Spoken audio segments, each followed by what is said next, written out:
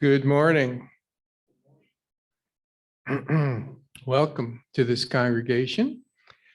We are the Unitarian Universalist Fellowship of Lower Bucks, and we welcome you. I think you all probably know, but my name is Gil Christenberry, and I have the honor and the privilege to serve as your lay leader this morning. So thanks for being with us. And our tiny but powerful spiritual ecosystem is built on love, connection, and acceptance for all who enter our space. And we hope that today's message or messages will help you on your personal and your spiritual journey. Our theme for the month of May is equity. One of the 6 that we're going to be voting on for our new statement. Yeah. Equity.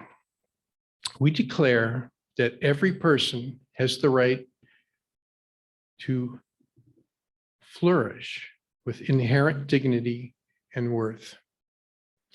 We commit to use our time, wisdom, attention, and money to build and sustain fully accessible and inclusive communities.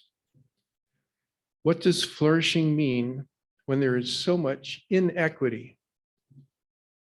Equity connects back to both generosity and justice. Morally, the common good does not ask what is owed, but what is right, which addresses visible and invisible inequity. Our speaker today is the Reverend Dr. Neal Jones. I think you're all familiar with him. We've had the privilege and the pleasure of having him here a number of times. And he's way down there in North Carolina, but served as the minister of 5 congregations in North and South Carolina, Texas, and Pennsylvania. Most recently at Mainline UU Church near Philly. And his sermon title today is Mama's Boys in Prodigal Sons. In recognition of Mother's Day, it's going to take a look at the parable of the prodigal son, which ironically doesn't mention a mother, for clues about what is meant to be your own person. Now I'd like to introduce our amazing musical prodigy, Mr. Avi Wisnia. Thank you, Gil. And thank you, everyone. It is great to be with you this morning. And we're going to start with, I thought I would go really obscure this morning with a song by a little known band called the Beatles that I think is appropriate for this Mother's Day.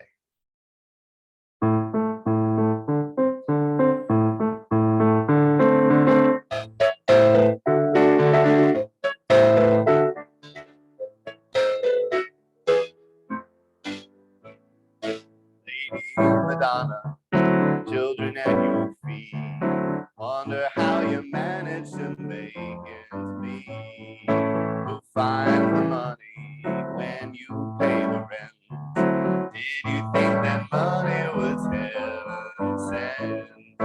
Friday night arrives without a suitcase, Sunday morning creeping like a nun. This child has learned to tie his bootlace. See how they run. Lady Madonna, baby at your breast.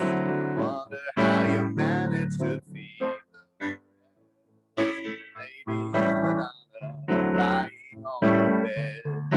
Listen to the music playing in your head.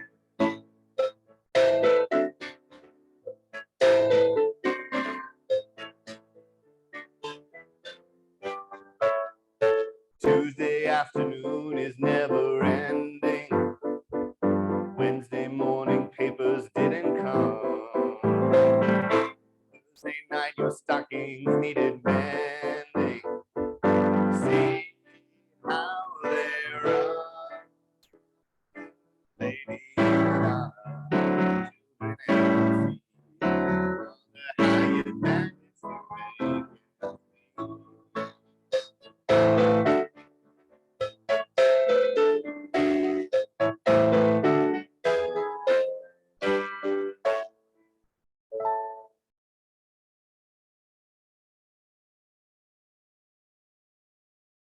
Thank you, Avi.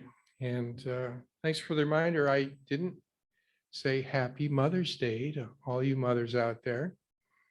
Give a shout out to all you hardworking people. Well, for some of you, the hard work's mostly past. But it was hard work, and I know it was. The worrying never stops. Yet you're always that little baby's mother. So I would like to invite Kathy White up to light the chalice while I read our opening words this morning. This is a congregation that gathers in faith, not faith in one religion or one God or any one way. We gather in faith of the power of diversity, the power of love, and the hope of a world transformed by our care. We gather in faith in ourselves and those around us. Not a faith that requires perfection or rightness or in one another. Rather, a faith that in our shared imperfection, we may learn to stumble and fall together. Faith that we will help one another to rise and to try again and again. We are Unitarian Universalists. Every time I say that, I think we are Sparta. But we are proud to be UUs. It's a pretty amazing organization. Now, usually right about now, we have a incredible message for all ages, but this morning, we have a wonderful surprise. Instead of our traditional story, we will hear from Kathy White's son, Jack, who has been attending a coming of age program at Bucksmont, which is one of our UU sister churches. So please welcome Jack White with his statement of faith.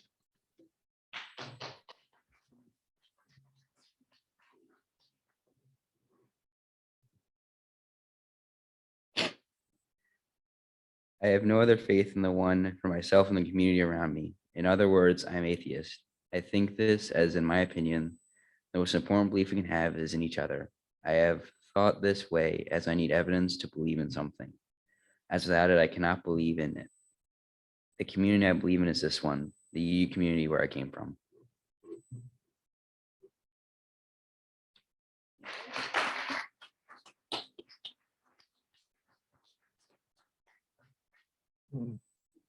Thank you, Jack.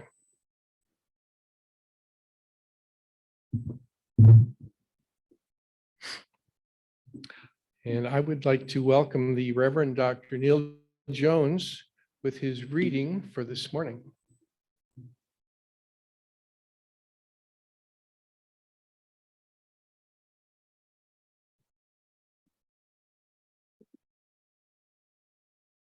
Thank you, Gil and Avi.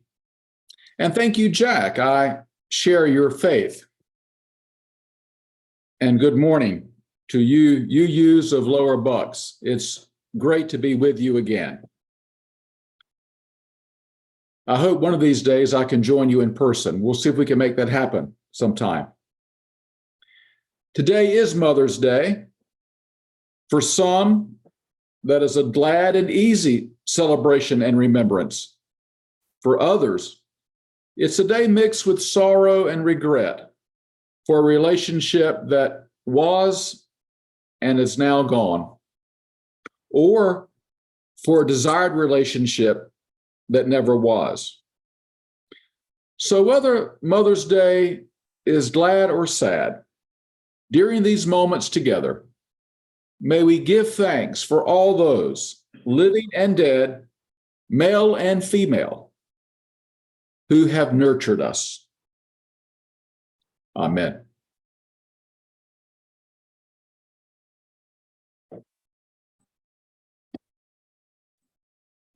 Thank you, Neil. Our split plate recipient for the month of May is the Rainbow Room. This program of Planned Parenthood Keystone is an LGBTQIA youth program that provides a supportive and empowering environment for youth ages 14 to 21. Weekly meetings are a free and confidential place where you can learn, build support networks, and have fun in a safe environment. Please donate generously and give with your heart.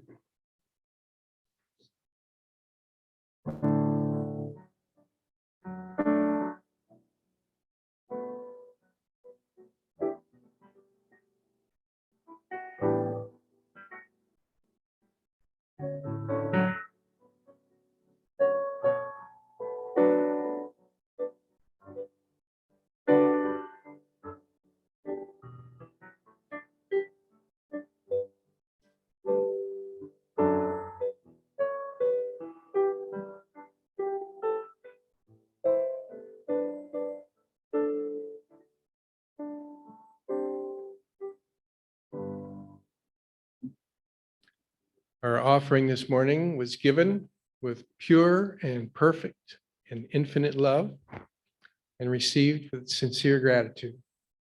Thank you for your generosity.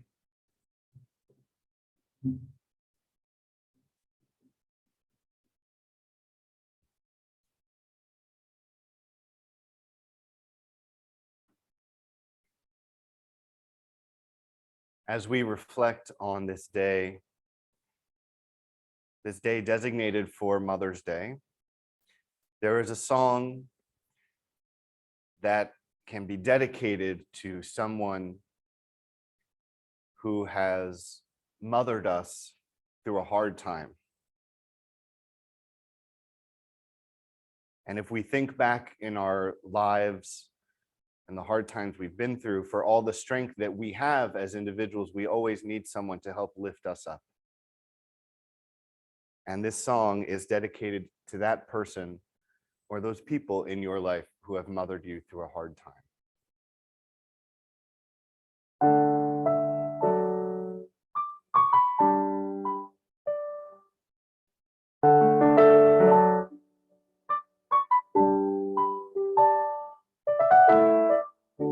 It must have been cold there in my shadow to never have sunlight on your face. You were content to let me shine, that's your way. You always walked a step behind. So I was the one with all the glory. You were the one with all the strength. A beautiful face without a name for so long. Beautiful smile to hide the pain. Did you ever know that you're my hero? Everything I wish I could be. I can fly higher than an eagle. You are the wind beneath my wings.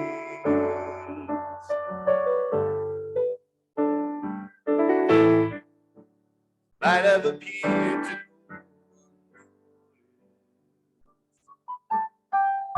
but I've got it all here in my heart. Want you to know I know the truth. Of course I know it. I would be nothing without you. Did you ever know that you're my hero? Everything I wish I could be. I can fly higher than an eagle. You are the wind beneath my wings. Did I ever tell you you're my hero? You're everything, everything I wish I could be. Oh, and I can fly higher than an eagle. You are the wind beneath my wings. Oh, the wind beneath my wings. Yes, you are. The wind beneath my wings. Thank you, thank you. The wind beneath my wings. Thank you, thank you. Thank God for you. The wind beneath my wings.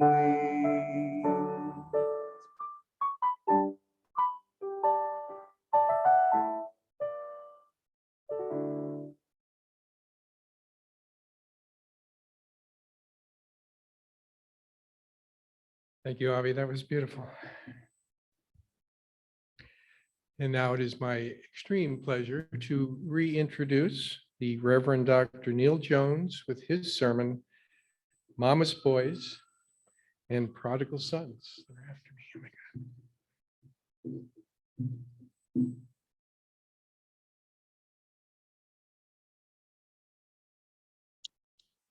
Thank you, Gil, and thank you, Avi. Back in my hometown, Carl was known as a mama's boy. Although he had married and had a son, he couldn't manage to cut his mother's apron strings. He kept returning home to mama, mowing her grass and doing other yard work, fixing things around the house, running errands, and other such things. even though she was perfectly healthy and capable of looking after herself. Carl's inability to decide to which home he belonged cost him his marriage. When he and his wife divorced, he moved back home with Mama and waited on her hand and foot until she died many years later. Carl still lives in his mother's house. He never remarried. He literally never left home.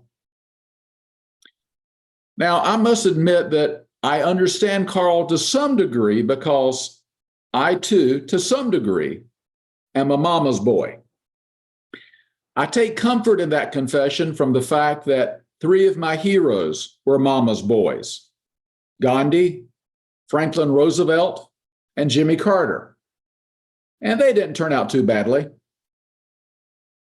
Now, when I say that I'm a mama's boy, I mean that for whatever reason, my mother's expectations and wishes carried more weight for me than my father's. I'm not really sure why that's the case, except that my father, like a lot of fathers at the time I was growing up, was generally detached from the life of our family. After he had put in a hard day's work, he figured he had made his contribution to the family and the rest was up to us. Be that as it may, I grew up wanting to please my mother. Now, that wasn't all bad because my mother had some worthy expectations of me. She wanted me to be honest and sincere. She wanted me to be reliable and trustworthy. She wanted me to work hard and make something of myself. And most of all, she wanted me to be polite and nice, which is the Southern definition for what it means to be a good Christian. Now, these are good values, and I have no problem with them. The problem is that at some point, the little boy and the little girl have to grow up and decide for themselves what will be their values. They may decide to keep some of mom and dad's values. They may decide to throw some away. They may decide to add some mom and dad never considered. Whatever they decide, they must decide somewhere along the way what belongs to them and what belongs to mom and dad, if they are to be their own man or woman. Now, that may sound like a matter of course, especially to us Unitarians, who are so keen on making our own way. But I suspect that many people never get around to examining their lives and deciding if they're writing their own scripts or if they are living the scripts written for them by their parents. Parental expectations are extremely influential over a child's life.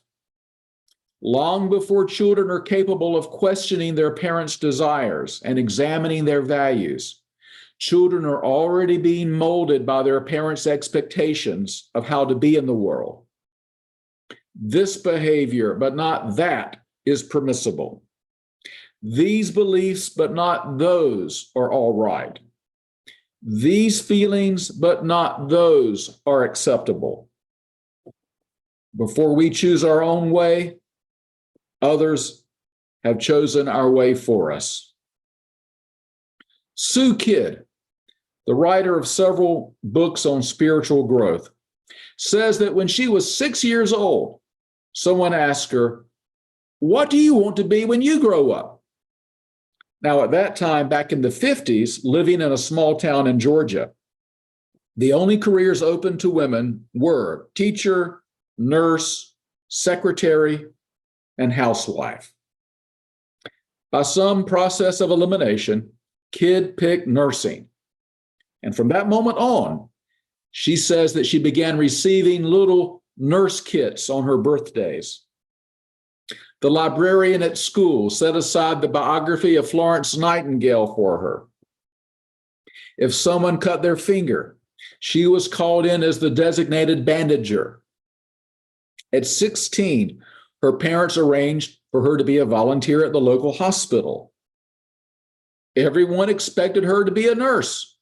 She was like wet cement being molded by the expectations of others.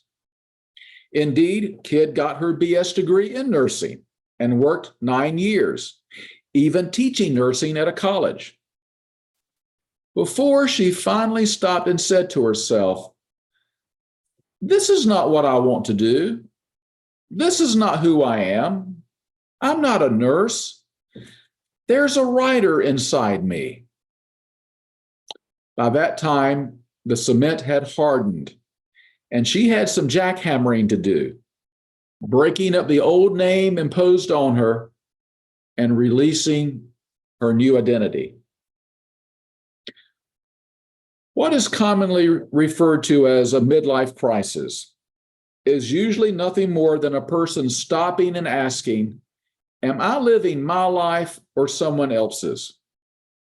It's not uncommon for people in their 40s and 50s to make a sudden shift in their career or family life because they are breaking up the old names imposed on them by others and releasing their true selves. I was fortunate in that my mother never tried to direct me to a particular career, but she did write a script for me that has carried entirely too much weight in my life, and that script is: don't make waves. Don't say or do anything that might upset or anger another person. And above all, don't get angry yourself. I'm still learning to be appropriately inconsiderate. And what perfect classmates I have to learn how with a bunch of Unitarians. Whatever your religious background, I'm sure everyone here is familiar with Jesus's most renowned story, the parable of the prodigal son. You may remember that the parable is a metaphor for an all-loving, all-forgiving God. The father in the parable accepts back home his wayward, rebellious, prodigal son, and he accepts his resentful, judgmental, stay-at-home son as well. This morning, I don't want to read the parable's theology, however. I want to read its psychology, especially its family dynamics. It's a story not about mama's boys, but about two daddy's boys. In fact, the story doesn't even mention a mother, if there was one. This family is like the Cartwright family out on the Ponderosa. You've got Pa and his sons. If you remember Bonanza, you'll remember there was no mother in that family.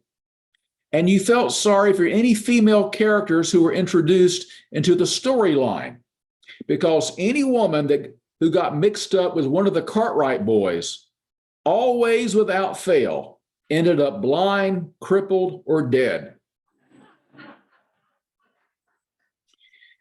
In the parable, there are two sons, and the older son in particular is a daddy's boy. His personality is summed up in one verse in which he says to his father, "Lo, these many years I have served you, and I never disobeyed you." The older son has worked hard at fulfilling his father's expectations.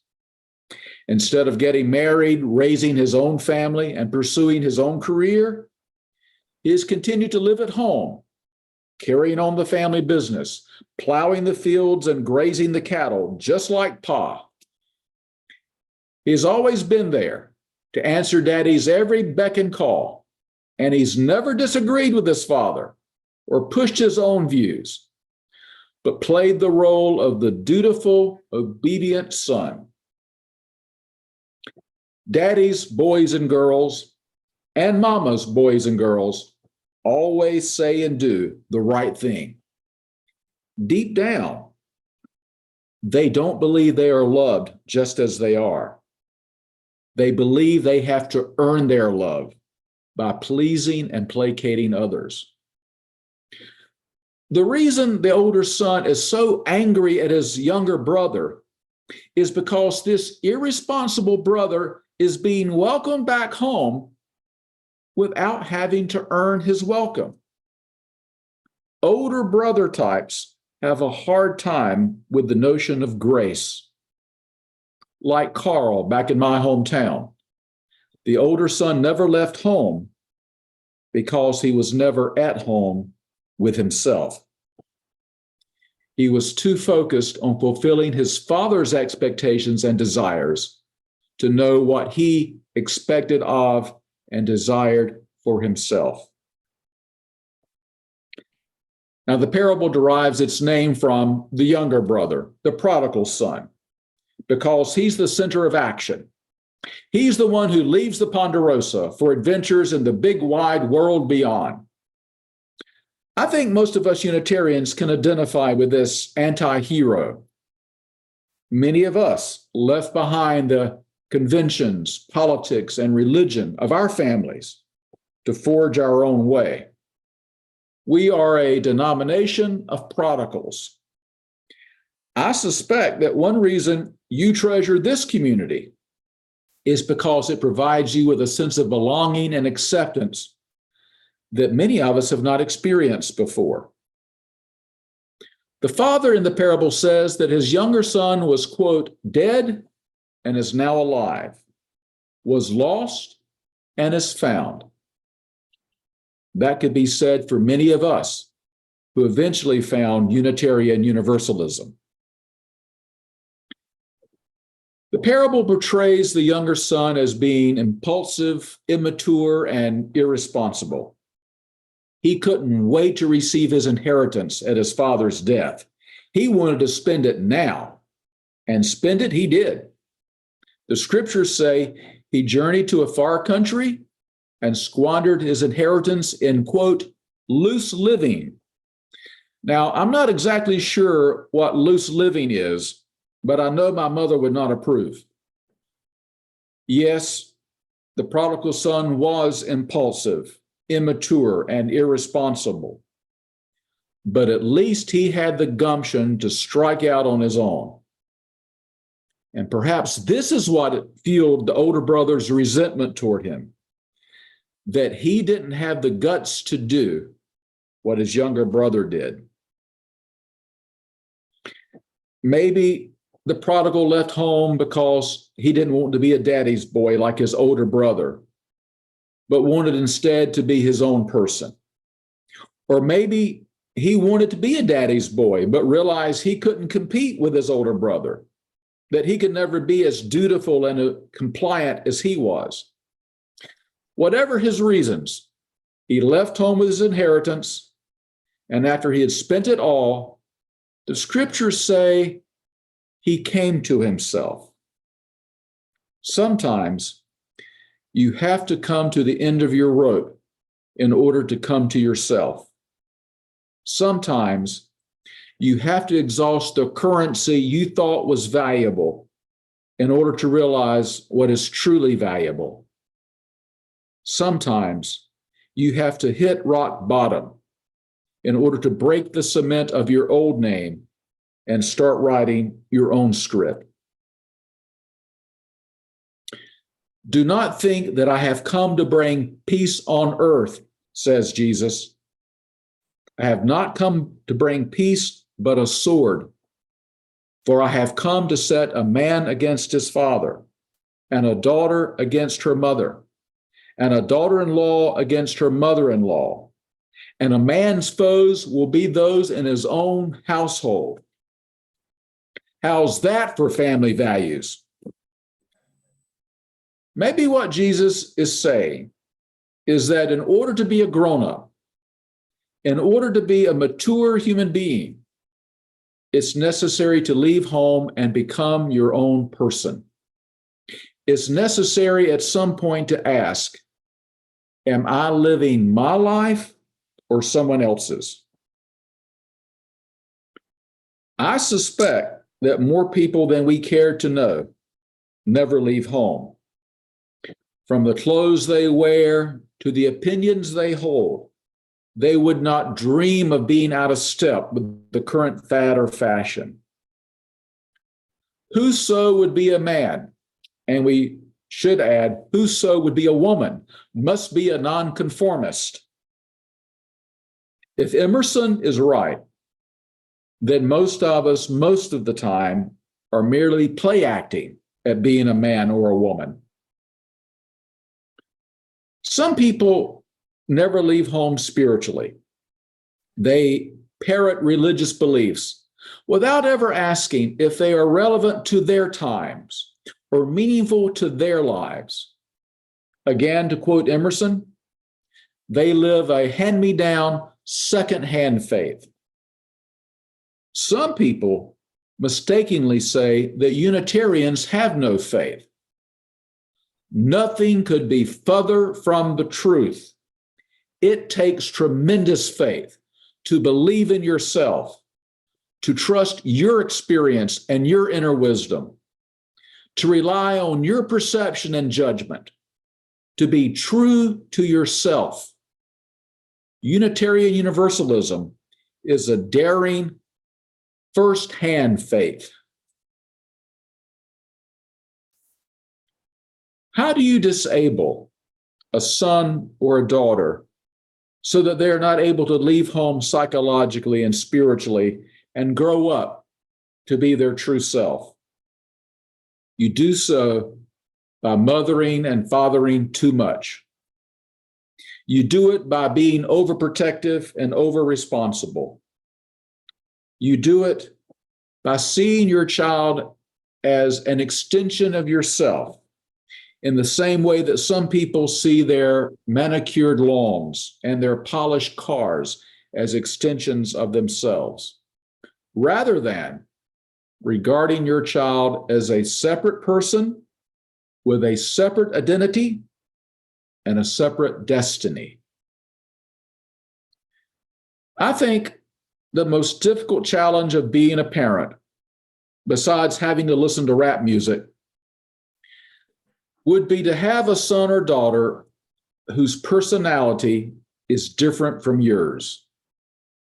It would be so tempting to try to force them to fit the mold of your personality type instead of honoring their unique personality traits and nurturing them to be who they are, as opposed to who you think they should be. I think it's especially difficult to be an introverted child in an extroverted family. I say this because I'm an introvert, and we introverts are in the minority in this hyperactive, overstimulated, extroverted society of ours. Only 1 in 4 Americans are introverts. And because we are largely hidden from view by number and nature, we are often misjudged. Our quietness is often mistaken for timidity and insecurity, our solitude for sullenness and aloofness. One of the reasons so many of us feel at home with Unitarian Universalism is that our congregations have a much higher proportion of introverts than the general population. In case you haven't noticed, we UUs do analyze and reflect on things excessively before finally taking action, which is a characteristic quality of introverts. The purpose of a congregation and of a family is the same: to encourage and support the development of human beings into their true selves. Perhaps the best advice on parenting I can give this morning comes from the poet Khalil Gibran, who said, "Your children are not your children. They are the sons and daughters of life's longing for itself. They come through you, but not from you. And though they are with you, yet they belong not to you. You may give them your love, but not your thoughts, for they have their own thoughts. You may house their bodies, but not their souls. For their souls dwell in the house of tomorrow, which you cannot visit, not even in your dreams. You may strive to be like them, but seek not to make them like you. For life goes not backward, nor tarries with yesterday. You are the bows from which your children as living arrows are sent forth. The archer sees the mark upon the path of the infinite, and he bends you with his might, that his arrows may go swift and far. Let your bending in the archer's hand be for gladness. For even as he loves the arrow that flies, he loves also the bow that is stable. Amen.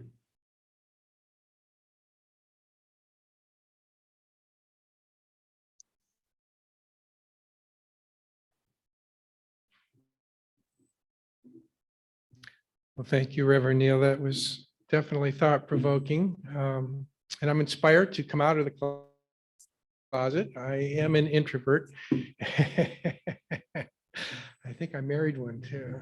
Yeah, I didn't know we were minority though. That's shocking. Huh. And Reverend Neal, you don't have any concerns. You definitely can make waves. So kudos. And now is the time in our service when we recognize and lift up one another in love. If you have a joy that's just so incredible, you want to share it with us, or maybe a sorrow that's so heavy you need some help to carry it, please come up to this microphone and share your joy or sorrow with love. And please be brief. While you're collecting your thoughts, I will kick things off. I have a joy and a sorrow. My joy is that in 2 days, I'll be flying off to Lima, Peru with 2 of my brothers and a nephew. So we're going to have a great little 3-week adventure down there. And of course, my sorrow is that I will be separated from my bride of 31 plus years. And that will be lonely, but we will survive, right?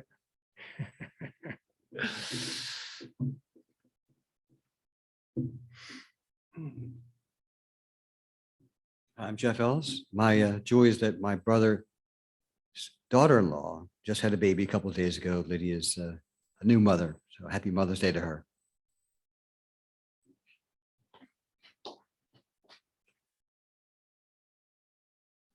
Thank you, Jeff.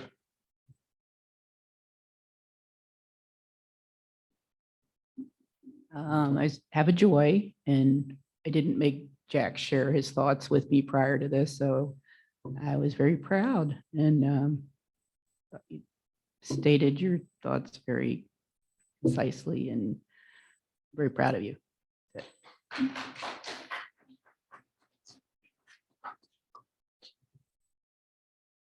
Hi, I'm Sherry Christenberry, and I loved everything that Reverend Dr. Neal said today. It really spoke to me.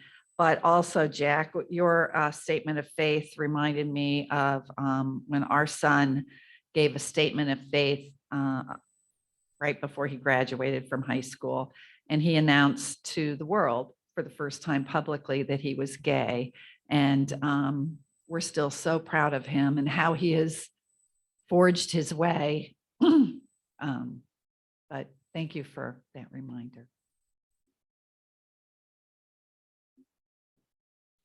Thank you, Sherry. It's not always easy to tell the world what you feel, what you believe. I had a wonderful day yesterday. My children were there to celebrate my birthday, which is really January 4th, but I'm not a January person. So they celebrated it so that they could work in my garden, which they did. They worked in my garden. They brought all kinds of food. And each of them, I feel, is completely their own person. And I feel good about raising kids like that.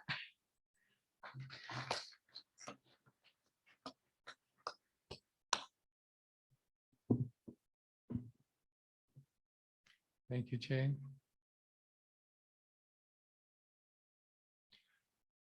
Well, whether you came up and shared today or not, for your joys, we in this community join you in celebration.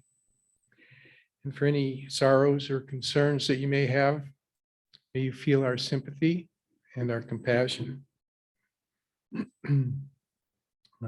Please join in singing Spirit of Life.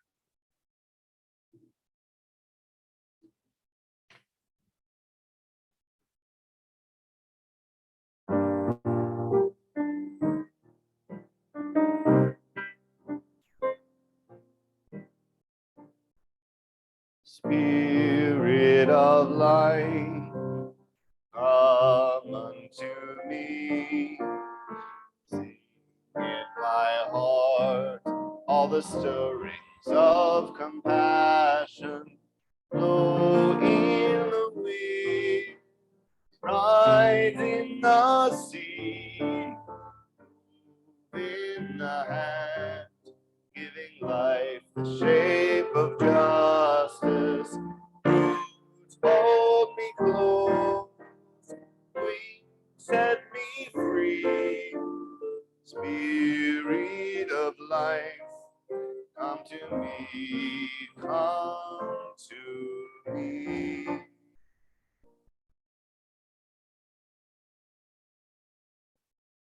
Thank you, Avi. And now I would ask all of you to just relax, settle into your seats. I'm going to read a short spoken meditation, and I would ask that you close your eyes. Just take a nice big breath and settle in. Spirit of life, spirit of love, spirit of generosity. As we draw near to that quiet, essential side of ourselves, may we open enough to consider the sacred choices we make each minute, each hour, each day that add up to a lifetime. Let us become aware that here is the place to be forgiven and to forgive ourselves for any past thoughts and actions. Here is a place to begin again with love. As we are forgiven, let us open our hearts to forgive others, to pray for their well-being and joy, that they may be lifted from worry and burden into peace and abundance. May we all be blessed with riches of the Spirit and moment upon moment of peace and serenity. Amen and blessed be. For our closing song, please stand as you are willing and able.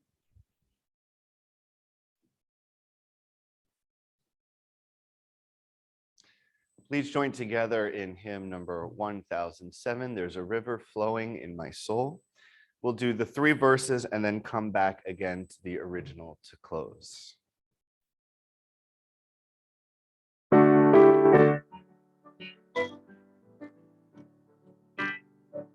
There's a river flowing in my soul. There's a river flowing in my soul. And it's telling me that I'm somebody. There's a river flowing in my soul and my heart. There's a river flowing in my heart. There's a river flowing in my heart. And it's telling me that I'm somebody. There's a river flowing in my heart, in my mind. There's a river flowing in my mind. There's a river flowing in my mind, and it's telling me that I'm somebody. There's a river flowing in my mind, in my soul. My soul. There's a river flowing in my soul, and it's telling me that I'm somebody. There's a river. There's a river in my soul. Thank you. Please be seated.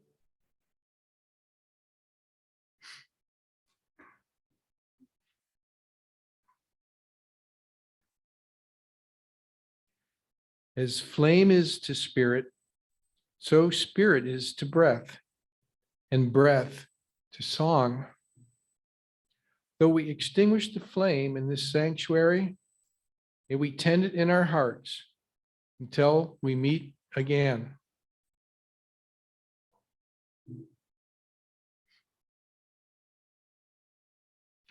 Our service is now concluded.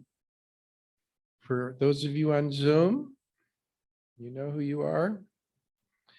That we appreciate you coming and being with us today, and hope you can be with us next week, which is the last week before we break for summer. Yeah. Can you believe it? And I will have to miss it, but I'll be with you in spirit. In the meantime, I would like to heartily thank the Reverend Dr. Neal Jones for a wonderful sermon today. Thank you. Love all those waves, you know. For all of you who are here in person, please join us in the cafeteria for coffee, fellowship, and conversation. Go now in peace. Amen and blessed be.